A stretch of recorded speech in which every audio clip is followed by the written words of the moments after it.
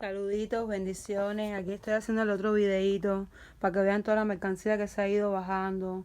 Trajimos muchísima mercancía, hay bastante variedad. Les voy a ir subiendo fotos a medida que se vayan abriendo las cajas. Entró bastante mercancía, hay gran variedad en soperas, en pedestales. Lo que todavía hay que organizar muchísimo, pero miren todo lo que ha entrado, miren qué bonito. Hay que ponerle los cristales a todos estos pedestales. Miren la gran variedad que hay. Deja ver cómo hago para que puedan ver, porque todavía hay que organizar todo. Apenas se ha bajado la mitad del camión y hay muchísima mercancía. Se trajo bastante. Se trajeron bastantes estatuas de 3 pies, de 36 pulgadas. Todavía hay muchísimas en caja. Miren todo lo que ha entrado. Muchísimos pedestales.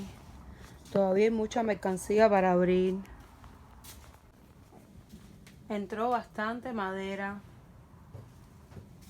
Todavía hay bastante madera que está en caja, pero hay bastante variedad en la madera y hay muy buenos precios en los pilones.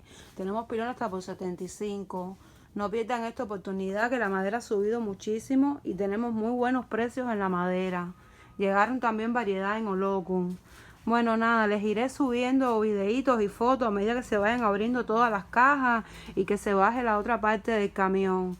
Bueno, recuerden que estamos en la Martin Luther King, en Botánico Chung, en la 2142 West Dr. Martin Luther King Boulevard, Tampa, Florida, 33607. Abrimos de 12 a 6 todos los días, menos domingo, que es de 12 a 3. Pueden llamarnos al 813-408. Pueden llamarnos al 813-408-6880 para mayor información. Miren, se trajo también muchísima variedad en lo que son los irdeses, los collares, todo en cristal. Ya entraron las cuentas, entró la cascarilla, entró todo. Bueno, ustedes saben que aquí se vende todo por libra, por caja, por cantidad. Nada, les iré haciendo más videitos. También llegaron ya los mazos, que se habían acabado muchísimos mazos. Entraron los paños. Y bueno, hay mercancía nueva que poco a poco les iré subiendo. Nada, saluditos, bendiciones. Feliz comienzo de semana.